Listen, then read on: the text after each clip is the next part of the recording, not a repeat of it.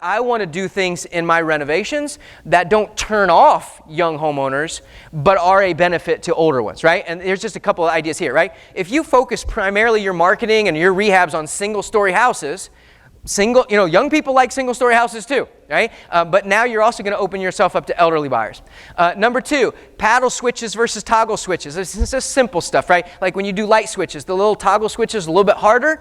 And so the paddle switches where you can just, the big ones where you just touch, young buyers don't care which kind they got. They're not turned off by that. It's not like you put a wheelchair ramp, right, up to the front door. That turns off young homeowners. Grab bars everywhere, up the hallway. That might turn off a younger homeowner.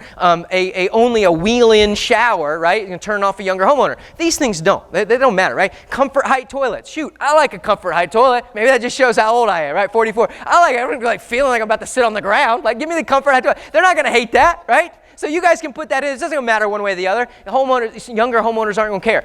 Number 4, door handles versus knobs, right? Somebody that can open it with a closed fist, right? Those handles that come out like this as opposed to a knob, which can be hard for people with arthritic or, arthritis, etc. Nobody cares about those things that are younger, but it is a huge benefit to older homeowners. And so obviously you want to kind of try to cater to that as much as you possibly can and opening yourself up to a wider audience. If you want more information on that or just more ideas, they got a super long list of things you can do at aarp.org/homefit. They specifically designed that for rehabbers, construction people, etc.